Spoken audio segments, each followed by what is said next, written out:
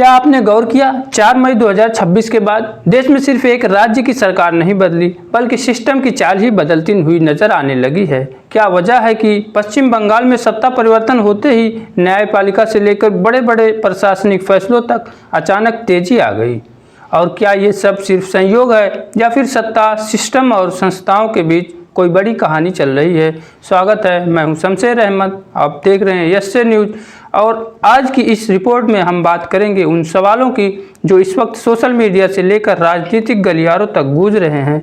देखिए, 4 मई 2026 ये सिर्फ एक तारीख नहीं थी। इसी दिन वेस्ट बंगाल में बड़ा राजनीतिक बदलाव हुआ और उसके बाद घटनाओं की रफ्तार अचानक बदलती चली गई।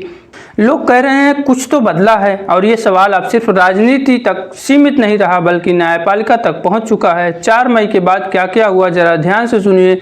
कुछ ही दिनों के अंदर कई हाई कोर्ट के नए जजों की सिफारिशें, कई जजों के ट्रांसफर, सुप्रीम कोर्ट में जजों की संख्या बढ़ाने का फैसला, न्यायपालिका के इंफ्रास्ट्रक्चर के लिए भारी बजट की चर्चा एक साथ सामने आने लगी।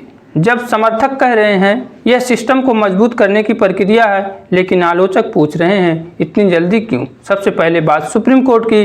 खबर आई कि सुप्रीम कोर्ट ने जजों की संख्या 34 से बढ़ाकर 38 करने का रास्ता साफ किया गया।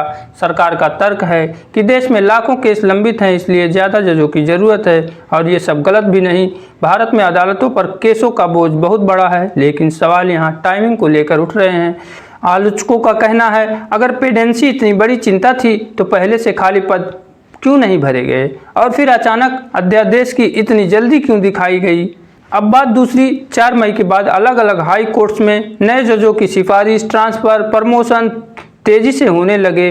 Punjab and Haryana high court से लेकर कलकत्ता हाई कोर्ट और मद्रास हाई कोर्ट तक कई फैसले चर्चा में आ गए। कुछ नामों को लेकर सवाल उठे, कुछ ट्रांसफ़र को लेकर बहस हुई और सोशल मीडिया पर यह नैरेटिव चलने लगा कि क्या सिस्टम के भीतर कोई बड़ा रीअलाइनमेंट हो रहा है।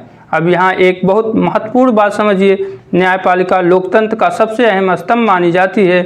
लोग अदालत इसलिए जाते हैं क्योंकि उन्हें उम्मीद होती है कि वहां न्याय मिलेगा, लेकिन जब जजों की नियुक्ति, ट्रांसफ़र या फैसलों को लेकर लगातार राजनीतिक बहस होने लगे तो जनता के मन में सवाल उठना स्वाभाविक है। आलोचक ये भी कह रहे हैं जो जज सत्ता के खिलाफ फैसले देते हैं उन्हें ट्रांसफ़र का सामना करना पड़ता है और जो सिस्टम के अनुकूल माने जाते हैं उन्हें तेज़ी से आगे बढ़ाया जाता है। हालांकि इन आरोपों पर सरकार या न्यायपालिका की तरफ से ऐसी राजनीतिक व्याख्याओं का स्वीकार नहीं किया गया है, लेकिन बहस लगातार जारी है।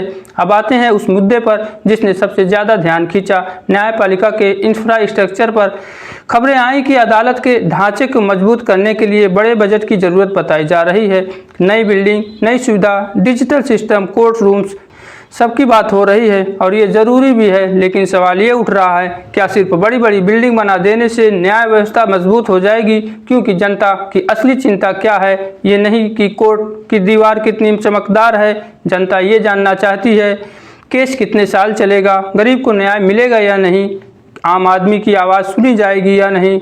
आज देश में लाखों केस लंबित हैं, कई लोगों की पूरी जिंदगी अदालतों के चक्कर में निकल जाती है। ऐसे में जनता पूछ रही है क्या सुधार सिर्फ ढांचे में होगा या न्याय की गति और गुणवत्ता में भी? अब एक और बड़ा सवाल, अगर सुप्रीम कोर्ट में नई कुर्सियां बढ़ रही हैं तो क्या उनमें महिलाओं को पर्याप्त जगह मिलेगी? SC, ST, OBC समुदायों का प्रतिनिधित्व बढ़ेगा? क्योंकि इस समय भी सुप्रीम कोर्ट में महिला जजों की संख्या को लेकर सवाल उठ रहे हैं और यही वजह है कि 4 मई के बाद हुए ये सारे घटनाक्रम अब सिर्फ प्रशासनिक फैसले नहीं माने जा रहे हैं बल्कि लोग इन्हें जोड़कर देखने लगे हैं। कोई इससे सिस्टम सुधार कह रहा है तो कोई सिस्टम सेटिंग कह रहा है, लेकिन सबसे बड़ा सवाल अब भी वही है, क्या देश में संस्थाएं पूरी तरह निष्पक्ष दिखाई दे रही हैं? क्योंकि लोकतंत्र सिर्फ चुनाव से नहीं चलता, लोकतंत्र चलता है मजबूत संस्थाओं से, निष्पक्ष न्यायपालिका से और जनता के भरोसे से। अगर भरोसा कमज़ोर पड़ने लगे तो सबसे बड़ा संकट वहीं से शुरू होता है।